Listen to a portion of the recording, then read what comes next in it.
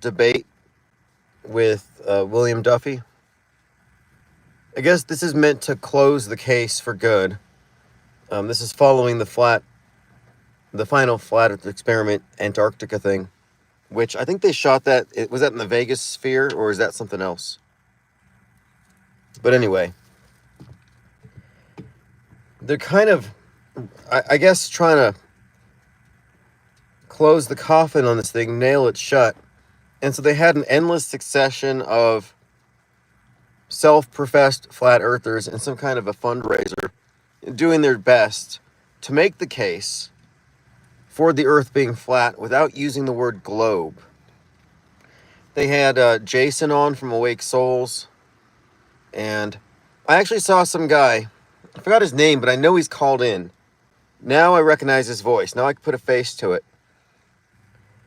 And he kind of looks like a Temu version of Jurassic Liars. What's the guy's name? He's a follower of Awake Souls, and he's convinced that we're in a virtual reality because the sun is in the clouds.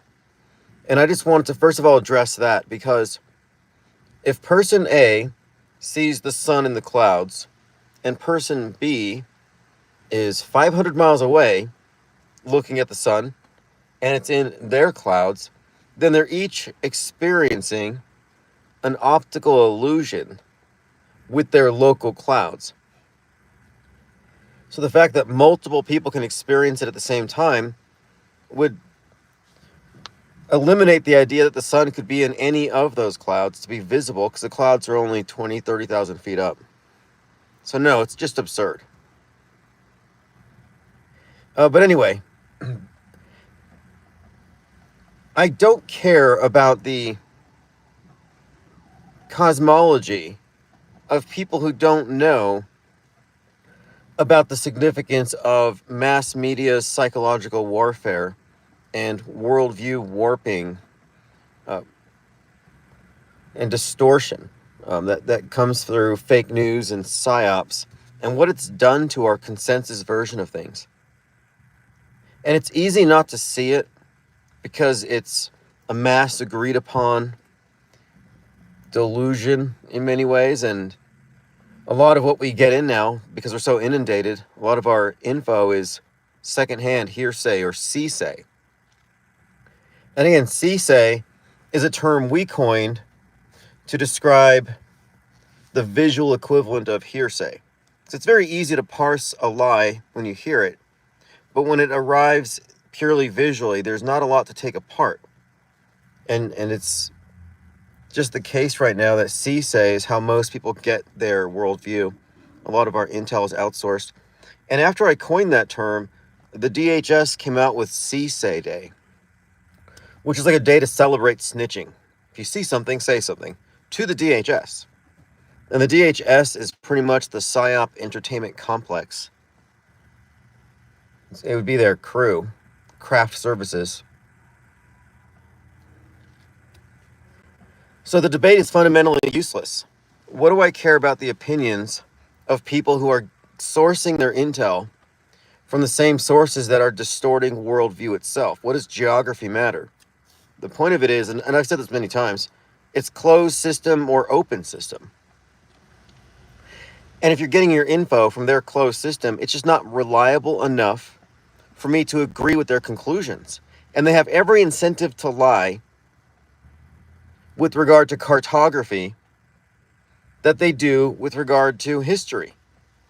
So why would you trust it? Flat versus round is a false debate, and these are competing belief systems that still both lack information from, I would say, the off-world stage or objective perspective. So my best, if I had to guess, like if I was thinking like an evil villain, what would be the incentive for lying or presenting a false version of the Earth? Maybe to hide a continent or two.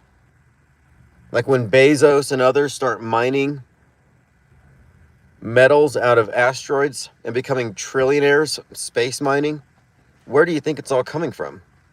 And they've probably got captive populations over there. Atlantis or something. I mean, they could easily use a thing like the ISS to show us the world as it's seen from above, as though it's an objective view, and completely hide something, maybe a lot of things. Yeah, King Ravana, the reason your cards were late is I had to pack everything up, but you just got your tracking numbers. I was this morning I did all my packaging and I dropped everything off at the post office.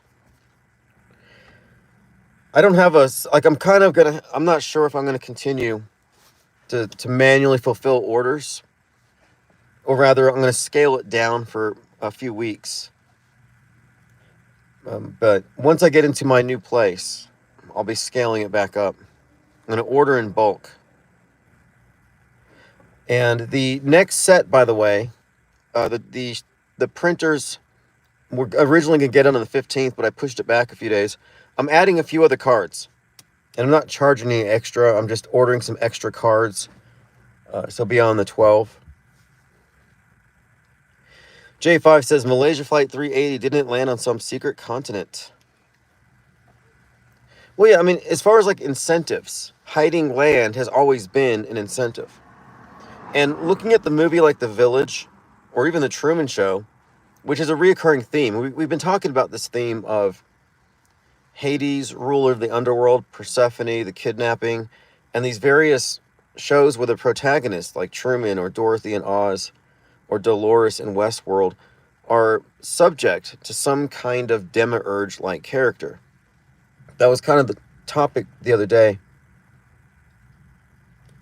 And you can even see the same theme in the Hunger Games, where the elite sit around this table and everybody's on the inside. But if you look specifically at The Village, the idea here is that the captive population is like a few hundred years in the past.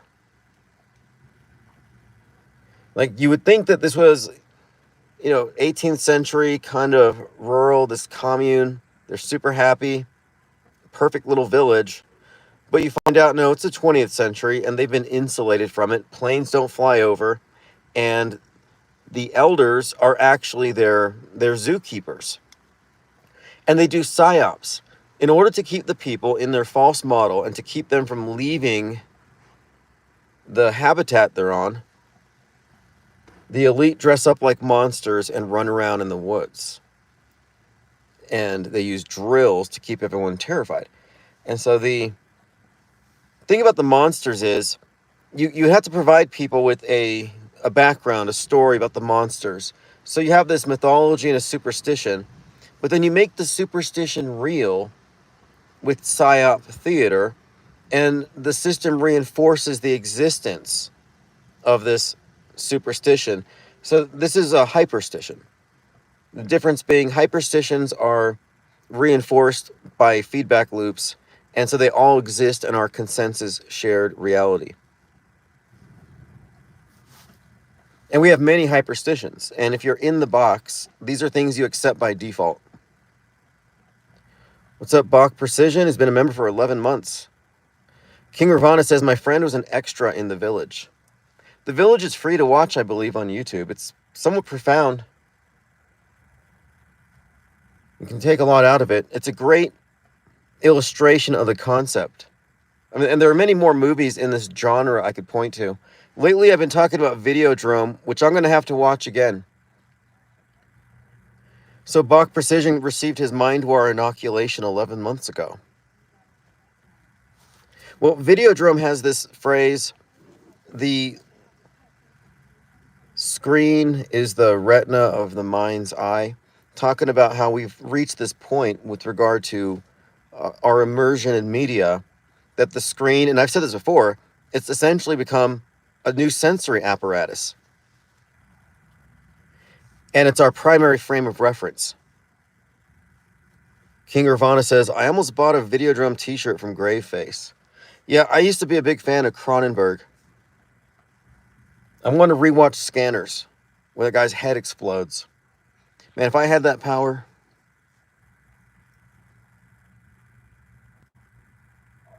And I think it's possible. Theoretically. If you believe in like psionics. Why couldn't you explode somebody's head? I mean, anecdotally, I've heard a few things here and there. Not about heads exploding, but lesser effects, but there's no reason why it couldn't be trained. I need to go watch The Men Who Stare at Goats. That's been recommended to me as well. But anyway, Videodrome. That's kind of what I'm saying here is that the fact that been living in a simulation that's been augmented is easy to understand when you recognize that it's mostly a faithful reproduction of the real thing. We're not in a literal simulation. The parts of it that constitute a simulation are a couple of things, namely hyperstitions and our consensus view of when we are, like historically, like what history. I mean, our consensus is simply lies agreed upon. That's what Napoleon said about history. And I said this earlier too. If we look at the effects of fake news, psyops, influence operations, as it aggregates over the years and becomes, quote, history, this is a valid conversation to have. And we can point to instances where it seems like our history is written in advance, that it's being portrayed in such a way to represent the power elite. But it's uniform, it's global, it's monolithic. And there's a lot to talk about with regard to this, but it seems like that conversation has been hijacked by stuff like Mud Flood and Tartaria and Tiquitech, where most of the content creators are absorbed in old pictures and their main tool is arguments from incredulity. Like, we could not make this today. Drooling over cathedrals, which I understand these things are amazing, but is it proof of advanced civilizations? Well, no. I don't think they have plumbing and air conditioning. What's up, Skyfish? Michael Ironside was in Scanners. Yeah, Scanners has this character, I think the name is Cameron. It has to do with some drug given to children to turn them psychic. It has some interesting connotations. But the thing about the screen and the merging, my point of it is, for people who aren't initiated into this area of discourse or media skepticism, it's not that it goes over their heads, but it wouldn't seem relevant. Because the monsters or the hyperstitions are out of sight, out of mind. And the word fake has been completely hijacked. The whole conversation around psyops has been hijacked. So what we have been doing here is recognizing that we have a different point of view than the red pill truthers. And this point of view is subtractive. It's the negative route. We've removed a lot of presuppositions, and we do not stand upon the edifice of consensus history.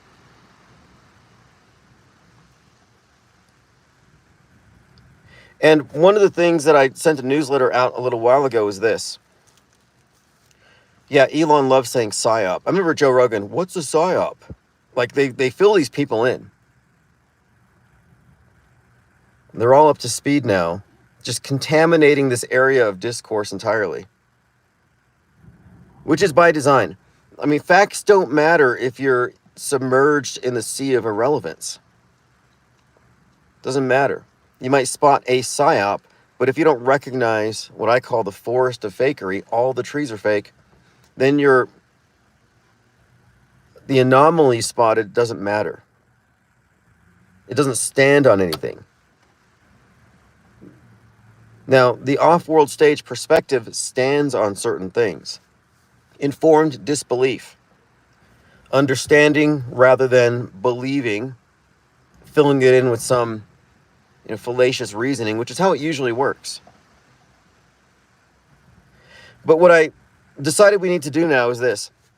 Since we've already committed to the plan that there must be a schism in alt media, because what happened is a lot of people who weren't sheep didn't fall for the mainstream belief system, and they wandered. And what they did is they found a whole alternative sheep pen that make people awake and special and part of a movement to wake everybody up. Info warriors, red pillars. So this is a false awakening. And most of the people in the false awakening have been deceived by it. And they'll probably, they vote that way now. They've just been co-opted by the system. But I think there's a substantial number of people who aren't drinking the Kool-Aid at Alex Jonestown, who aren't hitting the Q-pipe. And they are salvageable, and there's enough of them who understand about media fakery, who may not know the full extent of it, or maybe have figured it out, but who might find themselves more aligned with our perspective, the off-world stage perspective, as I call it. But when people arrive here in this area, there needs to be more than just Infinite Plane Radio, the IPS think tank. But that's the point of it is, we pretty much are the ones who have codified this.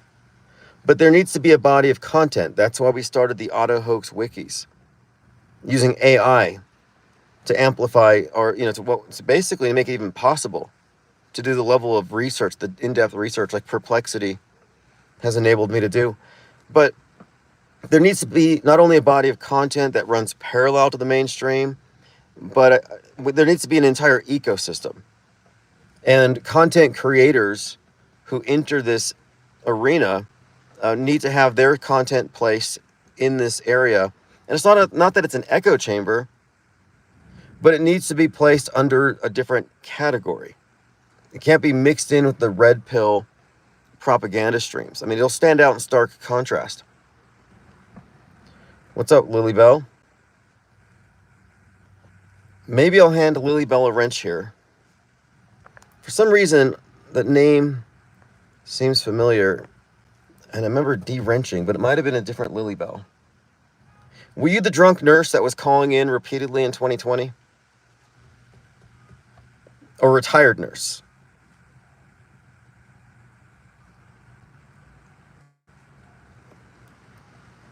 Anyway, I'm watching a storm roll in. And a bunch of people with more energy than me hiking around. So here's the point. In 2020, we activated the IPR Press Club. I disseminated press passes to anyone who wanted to be unlockdownable, essential, like mainstream media. I'm like, look, we are media.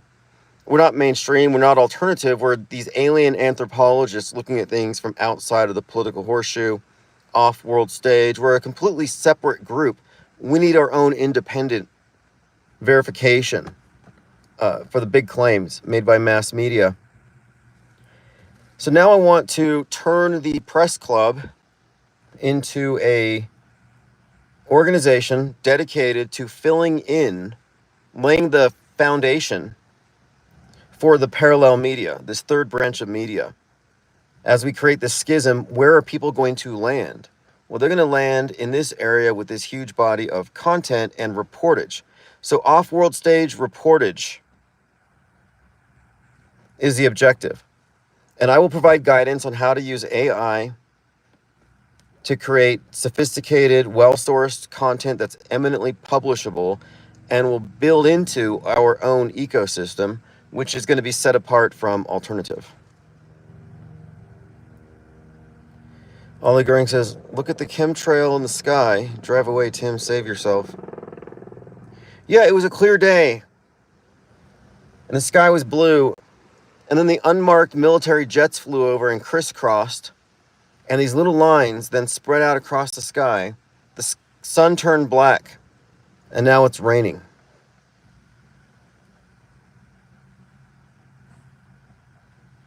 Said every chemtrail pusher, one of these things that never happened.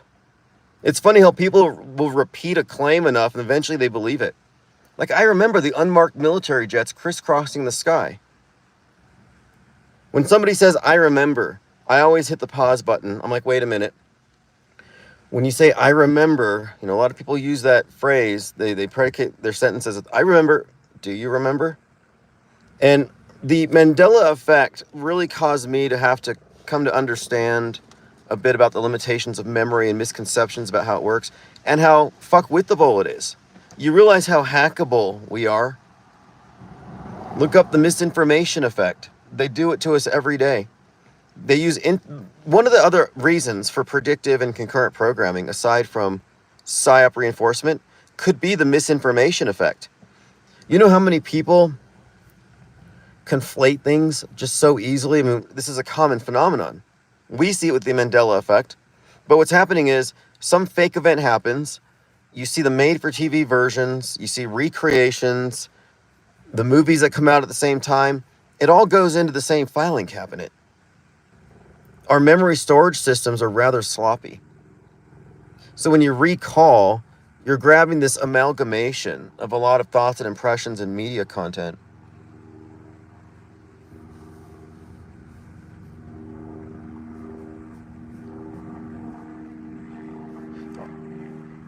Viv says, you could easily make a project in ChatGPT that's group accessible and trained in our thinking. Yeah, exactly. Yeah, an AI agent whose knowledge basis is the new book I'm putting out, which is the third iteration of autohoaxology. So it'll have our glossary, all of our arguments, all of the logical fallacies we use to refute major claims with the news and alt media, and the basis of our reasoning. And so, yeah, we will have an AI agent. And what I'm thinking here is, like, basically you say there's a story going on. Like right now, there's a story about this rapper. His name is Chicken, 33 years old, shot in the head, dies. It was reported that in 2020, he visited Nipsey Hussle, which is kind of interesting because Nipsey Hussle was also 33 when he was shot in the head and died. The eerie thing is that Nipsey Hussle died in 2019. So how did this rapper meet him a year later and then die in the exact same way at the exact same age? Anyway, these are ridiculous stories. But whenever we go into fake news analysis, oftentimes, we look at, is this part of a bigger story, a broader psyop? And so we have different points to add to the story. Like we talk about one dead rapper and it references another, we should add these crucial details. So the alternative media is going to miss a lot of it, and they assume that these deaths are all real. We're not working on these presumptions.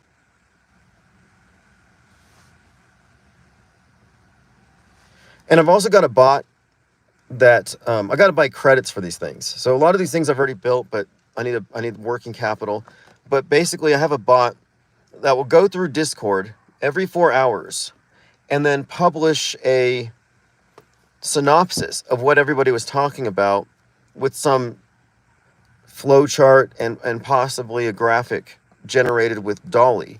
So the idea is, even if you're not in Discord 24/7, every few hours there's a distillation you can just read, and so you can keep up on what we're talking about. Lean Dion says there's a movie on Amazon at the moment called The Order about neo-Nazi domestic terrorists doing attacks. See, I've noticed that they're really inflating Nick Fuentes. And Nick Fuentes was portrayed as David Duke in Black Skinhead by Spike Lee was definitely based on Fuentes. They've really built this character up, and he's been promoted very heavily. And one of the other things, too, is the not Patriot Front, the base. The white nationalist group called the base, like Al-Qaeda means the base, but the white nationalist, the base, is doing paramilitary training. And this has been a reoccurring theme, this setup. And it was really accelerated with Trump kicking off his campaign in Waco.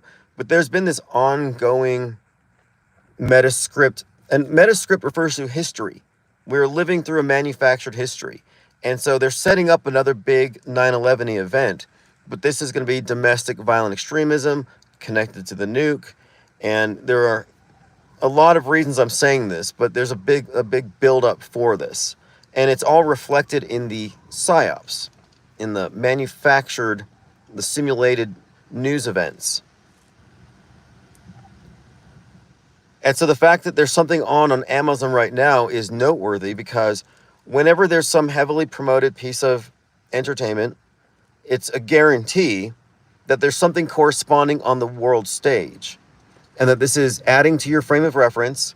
They use it to plant suggestions, And it's content reinforcement. And back to what I was saying about the misinformation effect. The misinformation effect is when what you remember is conflated with other things that are recalled at the same time.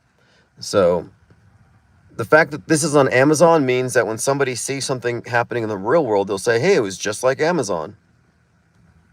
I think they just turned on the sun simulator. But I say that we're on Planet Netflix because so often the major events that we're experiencing just happened on Netflix. Lily Bell says, Tim is way before his time. He needs to time travel back.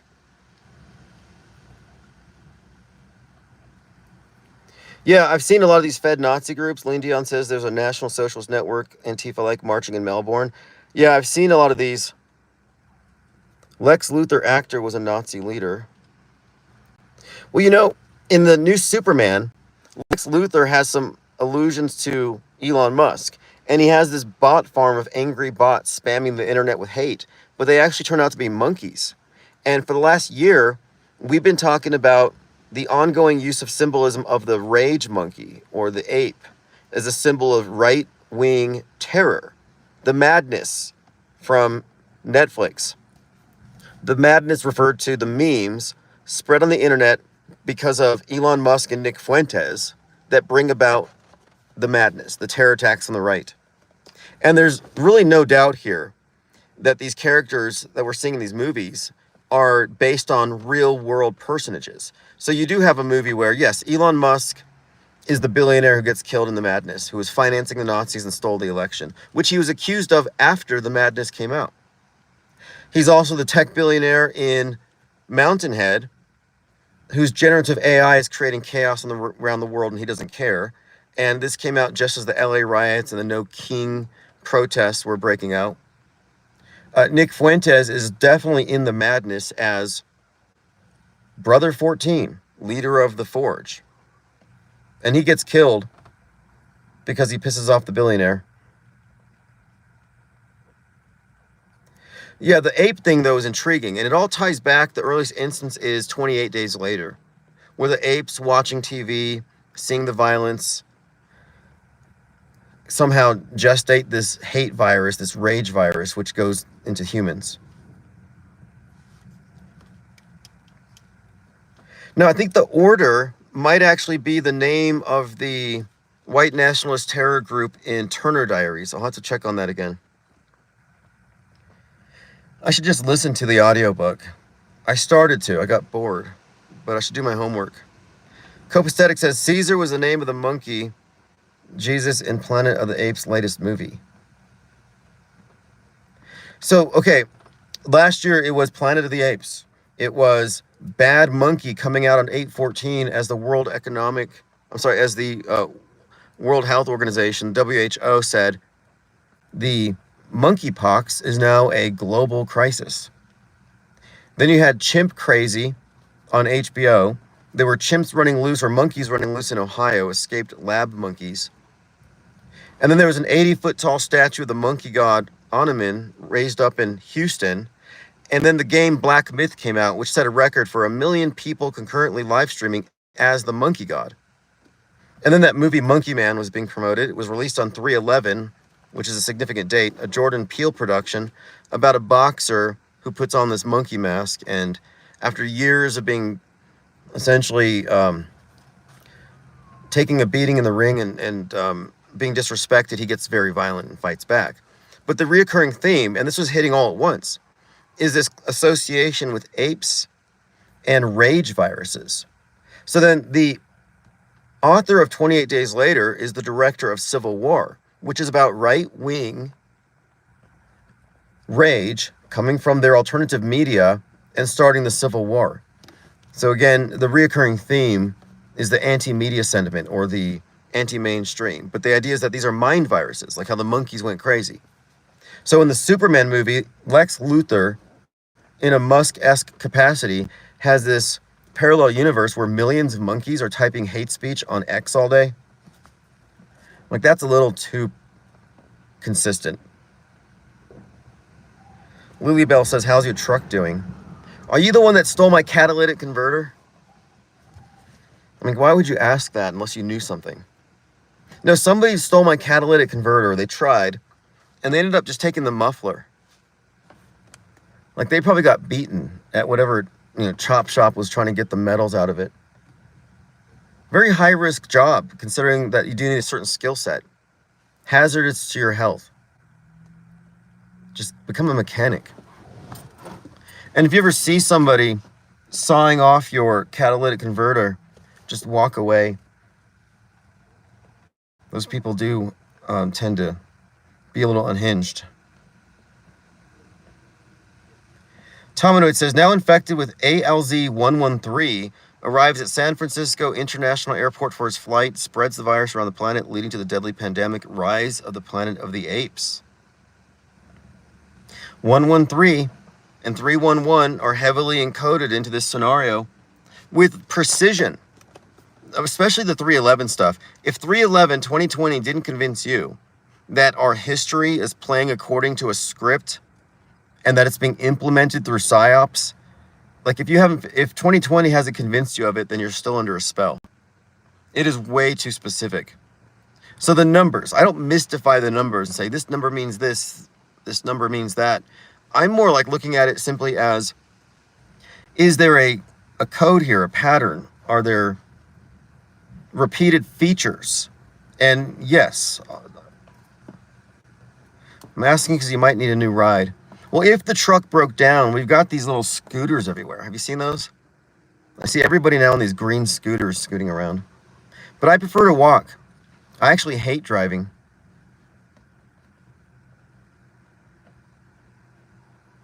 The happiest times, my clearest thinking has always been walking. And when I do walk, I carry a notebook because for some reason, I tend to think a lot when I'm walking versus when I'm driving, which is it's a very engaging task if you're doing it right. And I don't hate driving, but you got to be focused. When you're walking, you can kind of have your head in the clouds.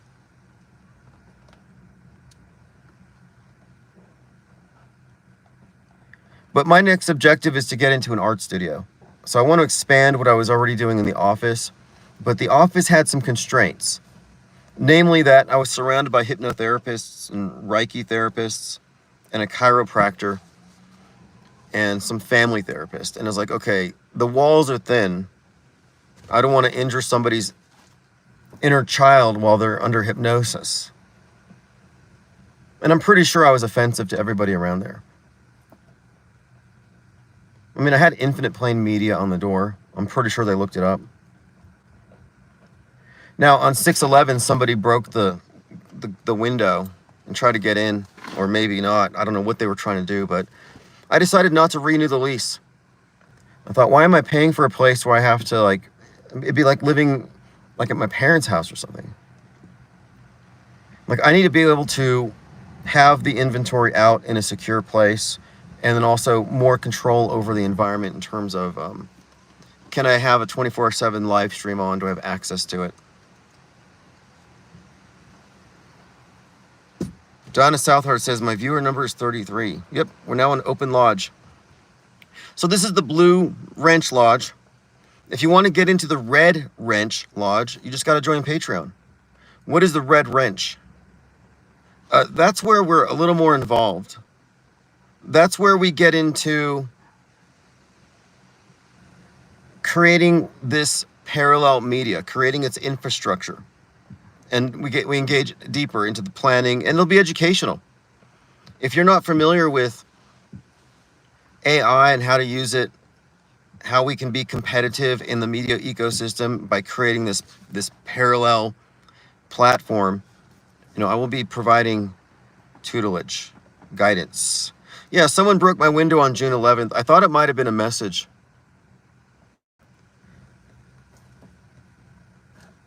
Because what it did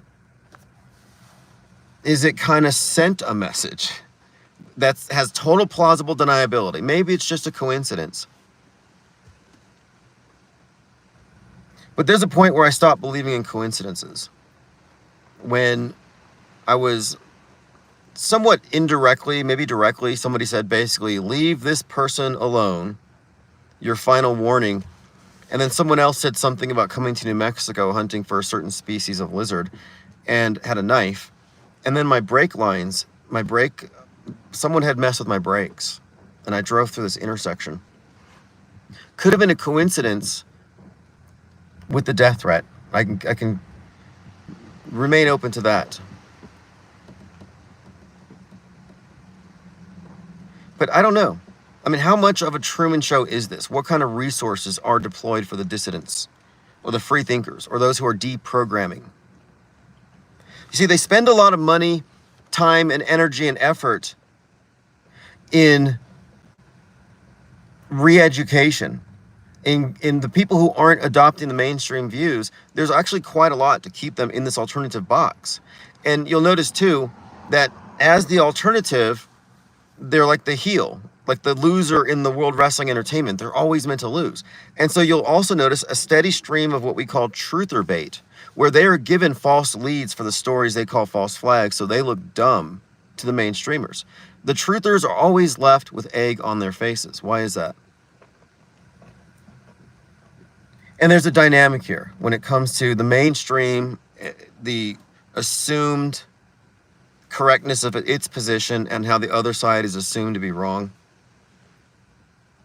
There's this splitting between the favored and the scapegoat, the golden child of the scapegoat dynamic. Big Brother is pretty much a narcissist in terms of how it treats people. And it's all by design because it's a totalitarian system. Just like the elders in the village. What else would you call it? Total mind control. And none of them can even see it. But they're smiling and everything seems happy so nobody notices. Lily Bell says, if I move to... Where is that? Well, if you missed anything, just go to IPS.monster. I'm going to put all the links to the podcasts. I'm going to start uploading those again. Five says, it's a major theme I track in my research. Broken glass represents severance. Symbolically, the mirror or glass is what divides the twins. Well, there's something else I didn't mention. Because I've often had premonitions. Sometimes they occur through synchronicity. And on many occasions, and I save the keys in every one of these instances, when it came time for me to leave somewhere unexpectedly, something would happen.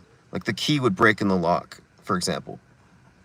And so I found that there's been something would happen at the door, but doors, keys, these are very, symbolically, they're very potent things beyond just their utilitarian function, because they represent change, new views, escapes.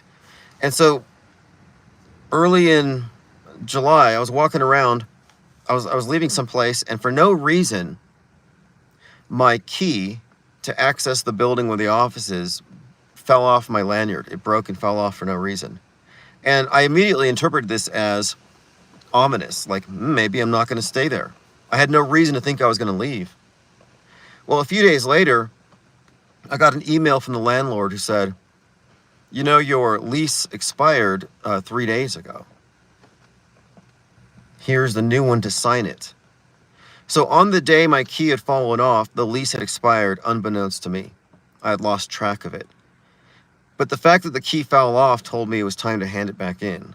So I went ahead and terminated the whole thing.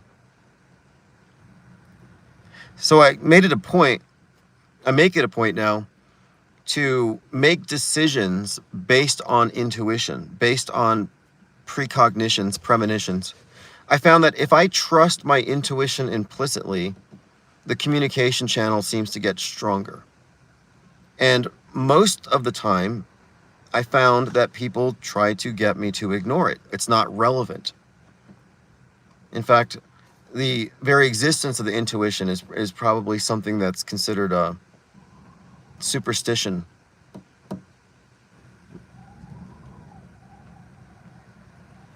Lean Dion says, Elon, etc. have been real creepy with the anime AI characters.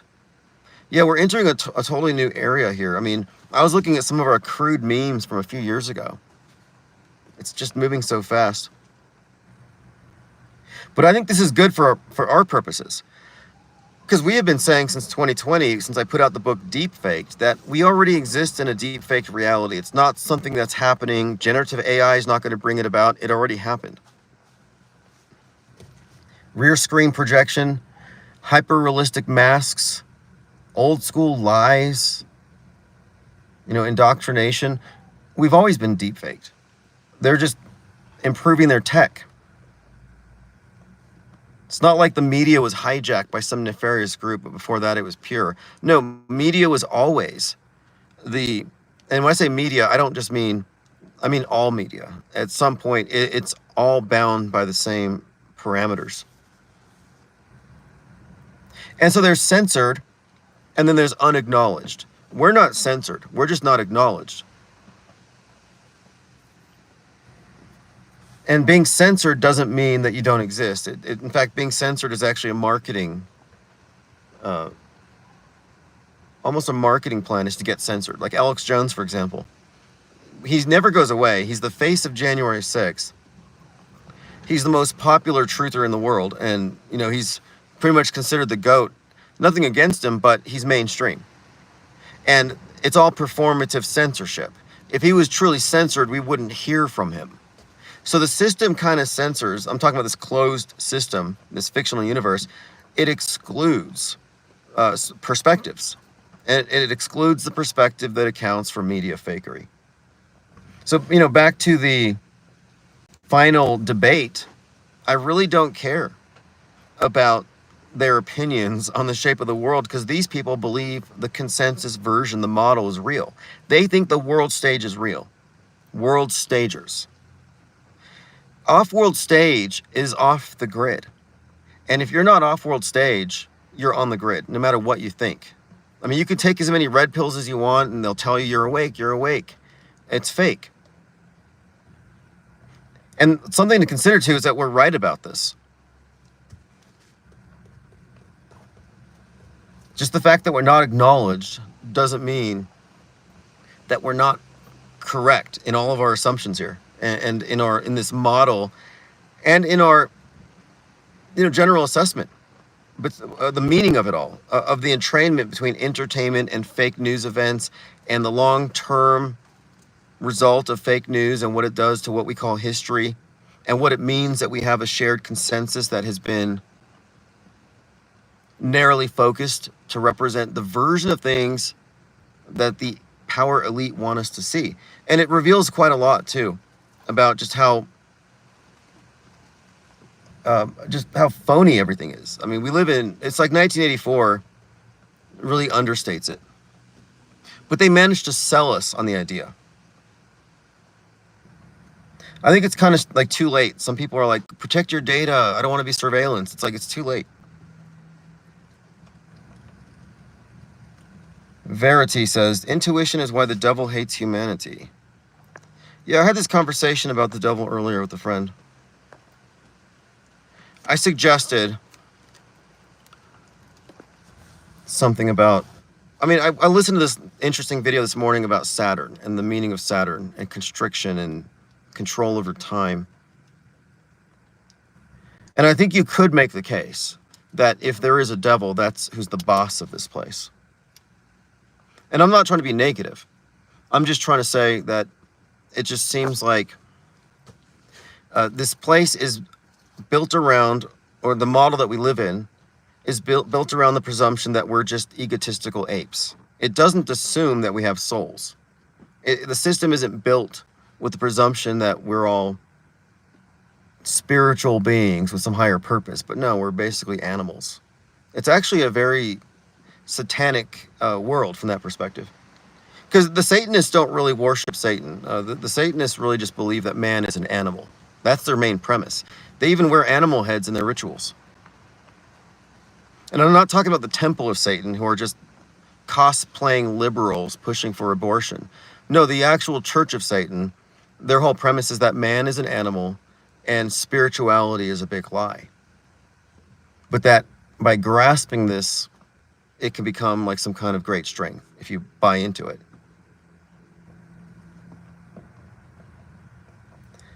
Viv says, check out the new Black Ops 7 trailer. You're not cut out to be a Mason. Yeah, okay, when we talk about predictive and concurrent programming, it's in the video games. It's in the movies, video games, novels, it's in all the celebrity dramas. But I don't watch a lot of video games, and so we get a lot of people who do play these games, and these are just basically propaganda vectors. And it's not that video games or movies are bad. I mean, I like them both. I'm just saying that all of these things that reach a mass audience on some level are co-opted. Kind of like in newsbenders, they talk about the global world news services or whatever, or central world news services. The hard to accept premise that I'm putting forth here, though, about this meta script and our bent history is the monolithic nature of it. I do believe this is a new monotheism, that we do have a new religion. We're all already in it by default, unless you step out of it. That's why I've been bringing up the concept of using the arguments that atheists use against religion and applied the same argumentation against media, treating it as a religion, it being mainstream mediation's assumption of this argument from authority, that this is an authoritative source. That is not fundamentally a liar. Lord Laney says, I remember the Call of Duty where you're strapped to a chair and they're doing a Q-style hypnotized assassin thing. Interrogator says, what do these numbers mean, Mason? A lot of foreshadowing in these games. And why would they do it? Again, you're immersed in a simulation. Your subconscious may or may not process the whole experience as fake. And this is the misinformation effect. So now your frame of reference is infused with this additional content, which I call PSYOP reinforcement content. So when they do the thing on the world stage, your frame of reference has been enhanced. And then you have to look at suggestion, the ideas that they have put into your frame of reference, and then the narrative tracks laid out for you there. And this is a reoccurring thing. Not only reoccurring, it's systemic. The fakery is systemic. We're not talking about, a PSYOP every few years, like this occasional scandal. Oh, they did this fake thing. No, it's standard operating procedure. And not all PSYOPs involve bloodshed or terrorism. They're all manner of influence operations. By the way, I got a copy of Edward Bernays' propaganda, and it's public domain. So I'm going to use it. I want to publish it as an IPS publication. But in order to publish it, even though it's public domain, in the Amazon marketplace, I have to make sufficient changes to it to make it unique. So I'm not sure exactly how I'm going to do it, but I am going to republish Bernays' book. Maybe I'll combine it with something I can find from Freud. Because we talk a lot about Netflix, Planet Netflix, and how the first CEO and co-founder of Netflix is a great nephew of Edward Bernays, and they're both related to Sigmund Freud.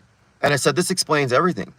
Netflix is one of the premier propaganda conduits, and it supplies all the preparation content for the next PSYOP to come.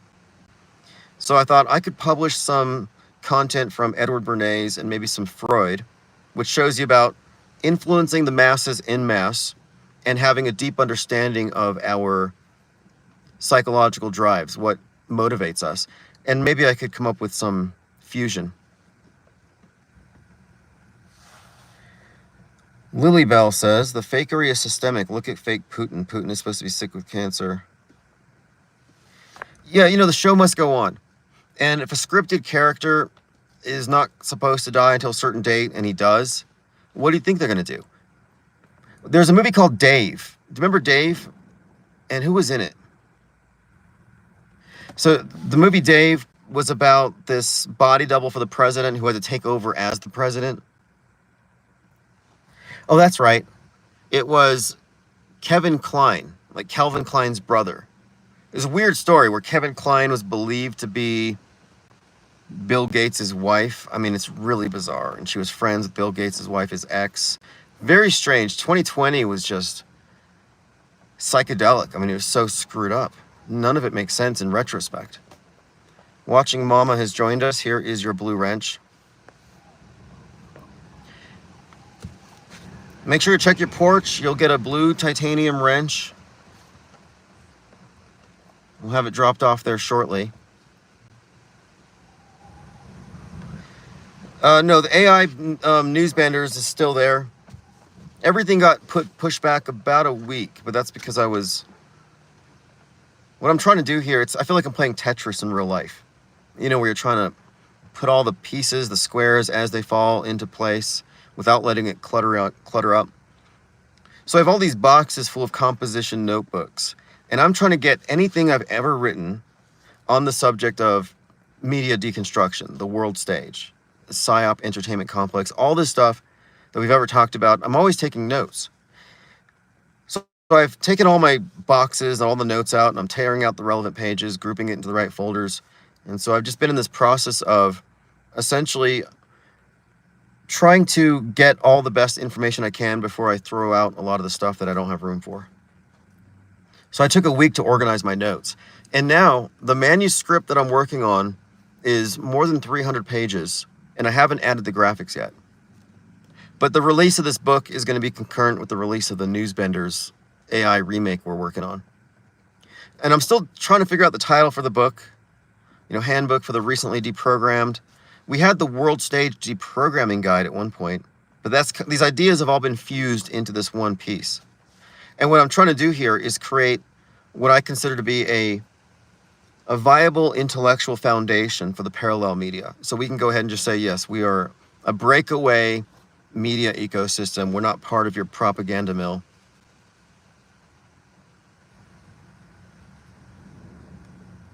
Lilybell says, I actually visited the movie set in 30A Seaside, Florida, Truman Show set in 30A.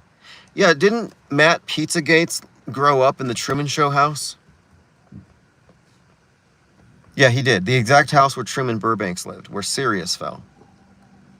I don't know what that means. But no, nothing's on the back burner now.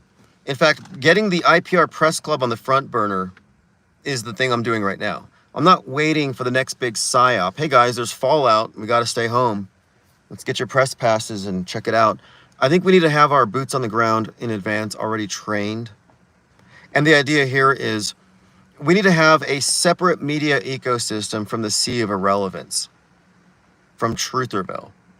There needs to be, and I set up the hub with the hoax report, but now it's time to consolidate it in a space, in its own space.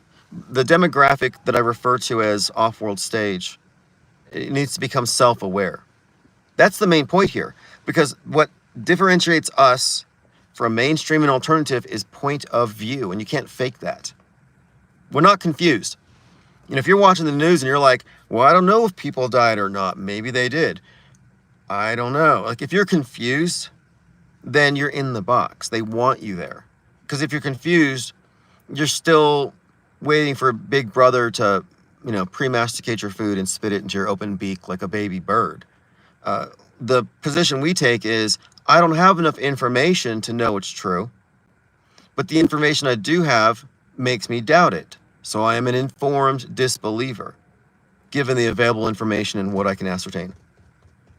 So you suspend judgment, go through a period of discovery. You're not in a rush to believe. Because why be a believer when you can know it to be true?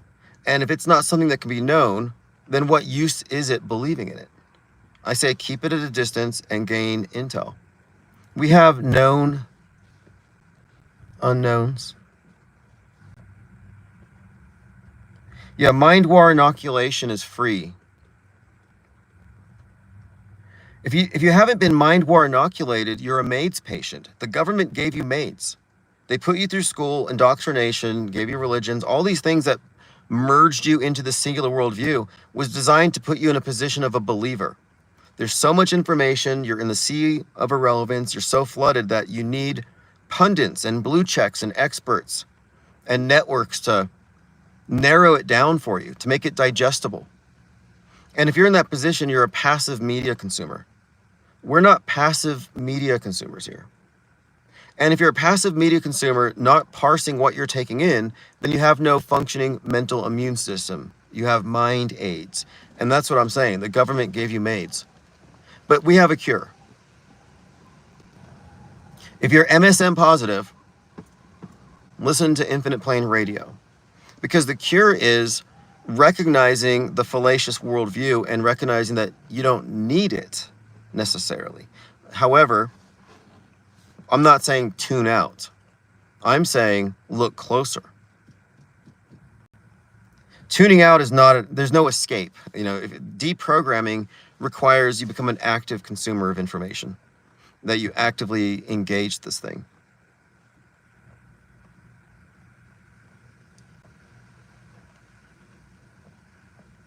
But they've trained us to be very passive. And I'm just saying that's a very vulnerable position to be in. And if 2020 didn't wake you up to the power of the low information believers, then nothing will. Because what that showed us was that low information believers rule this place. They are the elite. They are the elders. They are the people, the monsters running around keeping us in the cage. They're extensions. So you have the few manipulating the many, but they do it by turning the many into programmers, co-programmers.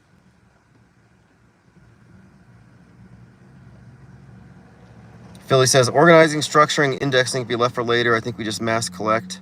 Well, that's what I'm saying with AI, and that's why I'm bringing this together here with the Red Wrench Lodge. We're going to use AI in order to take huge volumes of data and just put it into categories that are searchable, usable. I'm thinking about possibly even exploiting internet archives quite a bit, but also print. Print media is huge.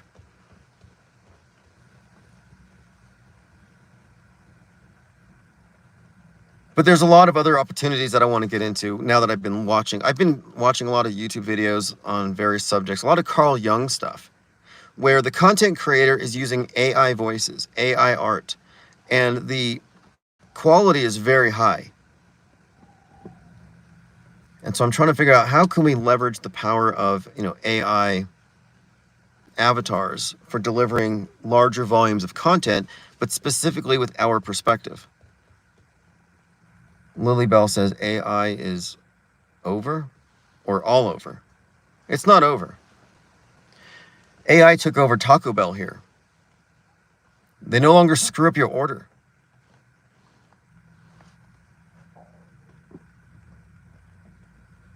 It's an improvement.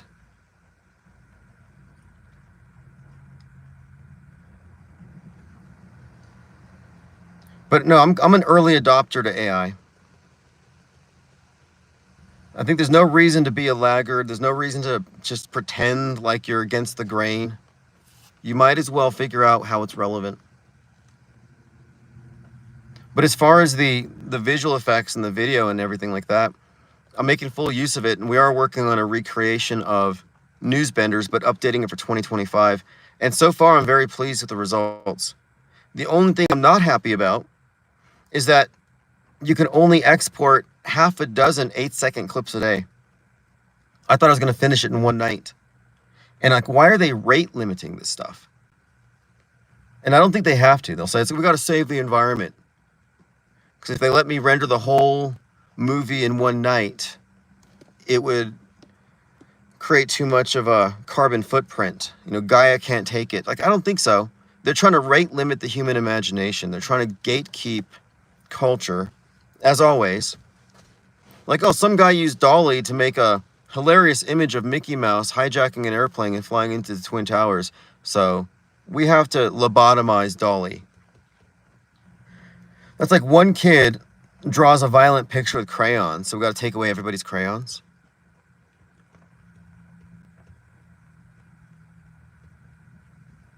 "777 says, I'm seeing pink objects everywhere. Yeah, I'm seeing all kinds of orbs. Is that what the UFO people, the UFO cultists call them, orbs? Why are they always focused on lights in the sky? Why aren't any of the UFO people worried about something coming up from under the ground, just snatching them and pulling them down into some kind of subterranean hellscape? You're going to get dragged into the sewers by the aliens, where they have infrastructure, underground bases where you will be tortured, hybridized with reptoids that you're not even attracted to. Like they did in that book Communion, where they created these hybrids by abducting him and probing him. It's like, what the hell? But nobody's worried about underground aliens. They're scared about the ones from the sky. And it's like, that's been misdirection, because when they come, they're coming out of the sewers. Like It. Stephen King's It. The clown was actually like this hologram or whatever created by the alien spider thing that lived beneath the ground.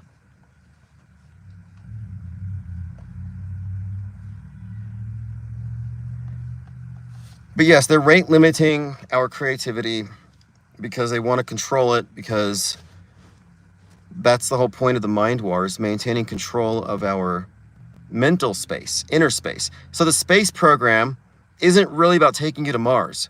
It's about programming the space between your ears. NASA has always been world view warfare. So they need to maintain strict control and guardrails over even especially over your imagination. And I've talked about this quite a bit a few years ago when we were discussing science fiction, and how all science fiction is built upon balls in space and rocks in space and, flying around and stuff.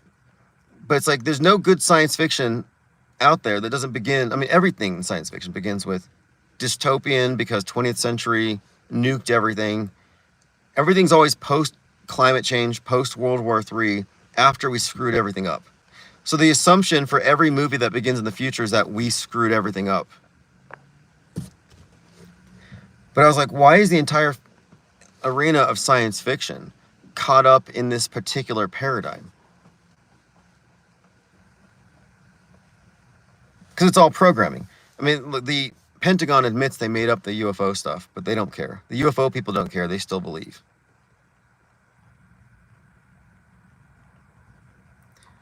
Yeah, I want insect people coming up from underneath the ground, like the ant people. Is the clown alien connection Masonic, or does it go back before then? Yeah, I've heard that the fallen angels or the Anunnaki, I heard that they looked like clowns. Like the makeup and stuff. Killer clowns from outer space.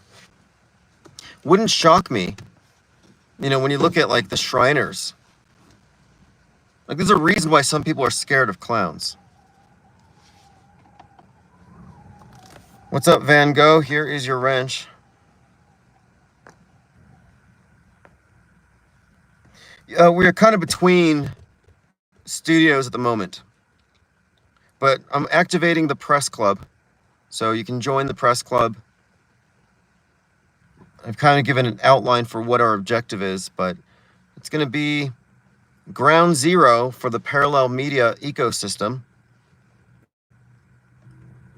No turning back. I was invited to the Shriners. I didn't go through with it for a few reasons.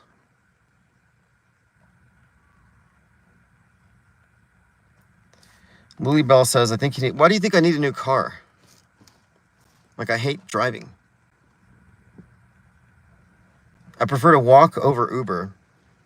And I'm not really going anywhere. Like, if I'm writing or making art, I can do it all right where I am.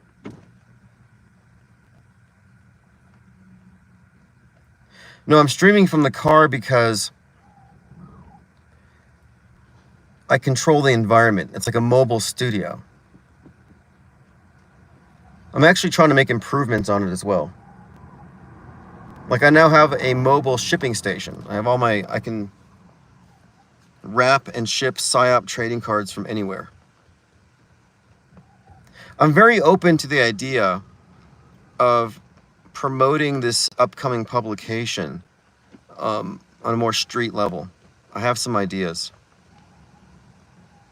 Not a quote book tour necessarily, but in a way. It would be the purpose would be content creation and interviews with certain people. Like I have some ideas on how to promote, or not necessarily promote, but explain these concepts. And if we're wrong, prove us wrong. If all the news is real and nobody in media lies, and we're not a brainwashed population, please correct me.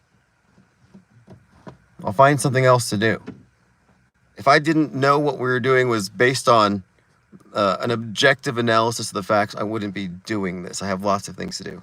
And this happens to be, I think, a very important thing anyway, because there isn't a platform for the non-triggerable. The people who aren't triggered by agitprop, who see through the fake stuff, there's no big channel out there.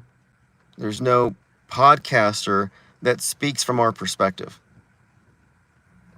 But I think there are 10,000, 20,000, 50,000 people that share this perspective, but they haven't been assembled yet. And that's kind of where we're at. Like the beginning of Milton's Paradise Lost, when Satan summons the legions so they can begin the insurrection. That's kind of where we're at. We're getting to that point. That's why I'm getting the Red Wrench Lodge together. And once we have the Red Wrench Lodge moving, we begin the process of assembling our separate media ecosystem. Once we're there, then we'll open up the doors to the Black Wrench, which has to do with more on-the-ground involvement. Lilybell says, if Tim needs help, he should let folks know. Yeah, I think that's the first step. You have to acknowledge you have a problem when you're seeking help. No, I don't need help. I am the sanest person I know.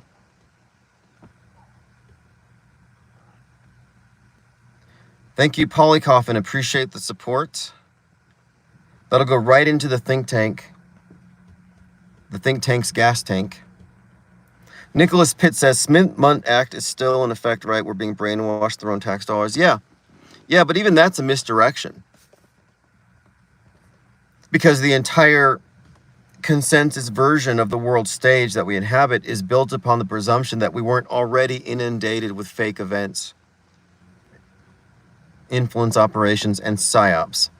And even if 90% of it's real, even if 99% is real, the fake events happen to be the ones they focus on that steer the course of history. Your Pearl Harbors, your 9/11s, your George Floyds. You know, these are significant historic events that they build us up for in the theater of Psywar, and they perform it. They perform our history because it's like a reality TV show. It's history in the making. They perform these events, and everything else has to work. They have to bounce off of it. If you want to do super chats, I think in the chat there's a little button you push. Most of the people I super chat blocked me, because super chatting is a good way to offer criticisms to people who are closed off to criticism. You can get people to inadvertently read things against their own interests because they're blinded by the money. Shout out to D Marble. Do you remember the trouble we got him in? I was like, D Marble, Rick Hummer is dressing up as Roland Reddy, the rocket scientist, and looking stupid in front of Neil deGrasse Tyson as some kind of a psyop. And he reads that, and he's like, oh shit, what did I just read? Because we weren't supposed to know that the MC of the Flat Earth Conference was stabbing everybody in the back by dressing as a fool and getting mainstream coverage. I mean, it's such a ridiculous thing they did. But we got some people to call it out. We forced them to confront their story, their cover-up. We forced the truth out with the $5 super chat. Thank you, Van Gogh. Esteban says, do the PayPal YouTube takes a fee? Well, the primary funding mechanism for the IPS is going to be the PSYOP trading cards. I mean, these things are already succeeding as far as the rate of sales. In fact, I'm actually holding back on the listings because they sell way too fast. And I'm trying to maintain a steady flow, a steady workflow. Yeah, exactly, Copaesthetic. We had Mad Mike Hughes getting behind us, stealing headlines, calling out Musk as a fake. And they couldn't have that, so they invented this character. They tried to co-opt it. I mean, that's what we saw. We saw quite a few influence operations to maintain control over conspiracy theories. Nothing new about it. Oh, I didn't call into the debate. That was Tim Osman with an S. He's like Bizarro to my Superman. And he's totally on the Globe side. He believes all the fake news is real. He doesn't know real from fake, so he's one of those.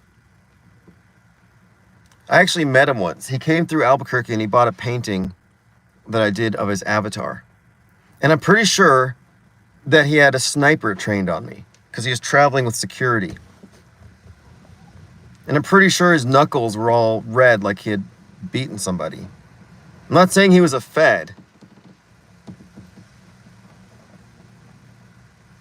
But who dresses like a Littleton school shooter with a beanie and everything in the middle of the summer in New Mexico and still wears flip-flops? That's Fed behavior. Or maybe not. Maybe not. But anyway, he called in and he pretended to be Ronnie from Awake Souls, and Will Duffy didn't know the difference. I noticed Will Duffy was drinking water from a mason jar. And I was like, maybe he's sending a sign. He's just carrying water for the Masons. It's a big psyop to get us to stop this conversation altogether. But it's done nothing to stop it. This is bigger than shape. Shape is a misdirection. Worldview is where we should be focused. If you get that right, we'll find out everything else later. We just need to consolidate on a solid platform outside of their control. And then if you want to get answers, we'll have more leverage. No, I'm not against beanies. I actually respect Tim Pool for having never taken off that beanie since Zuccotti Park. It's actually fused with his head. But that's a good way to, maintain a trademark. Don't change your fashion because people are hating on it. I need a trademark. In fact, I'm going to be ordering some IPS swag. So when I start doing, because I have a lot of video content planned. And so when I do, because one of the things is people are superficial. And if we are trying to, cast a wider net, people need to know who's talking. So the anonymous speaker behind the phone doesn't get the same traction as somebody in front of the camera. And it's not a looks thing. It's not a mediagenics thing. It's really just a being present thing. Are you real? Are you tangible? Could we possibly stalk you and kill you if we wanted to? Like, they want to know you're there. They being randos. Random people will stop and see what this random person is talking about. But I don't want to do it until I have IPS shirts, something standardized. Maybe a Infinite Plane Radio Press Club hat or shirt, something. So I'm going to find something, standardize it. I'm setting up a desk, some kind of a setup. I need a mystery van. Like they have on the Scooby-Doo. I need a van if I want to do this mobile studio thing. Yeah, the debate was unlistenable. I had nothing. Look, I don't care about the cosmology of people who don't know news is fake. But yeah, I want to get an IPS shirt. We have IPS Global Security everywhere here. I want to get something that looks official, so when I walk by those guys who are like security at Walmart, I want them to salute. Beak fashion is peak fashion, says Ollie Goering. Yeah, I'll come up with something, and I'll put it on Amazon. Not that I'm aiming for uniformity necessarily, but when it comes to our press club, we may need some kind of something standardized. Maybe even a windbreaker. I've seen a few of those that might do the job. All right, well, this has been fun. If you want to get into the IPR Press Club, it'll be educational. Just respond on the last newsletter. I think we can get a good 25 of us involved in what we're doing right here. It's like what we're essentially trying to do here is fill up this new media ecosystem that we have defined. And this is above the sea of irrelevance. It can't be contaminated. Their points of view aren't relevant here. But this body of content needs to grow, and we need to figure out, the fine details about where it's going to be. But I have enough ideas. But I think we can get involved now as far as building out this new media ecosystem and then letting it snowball. We just have to get this thing going so that it's out of our hands. And I know how to do this.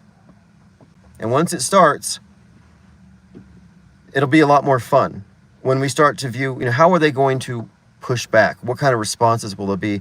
And one of the nice things about it is a lot of the things that we're into here are above the security clearance and pay grade of 99% of the people that we consider to be opposition.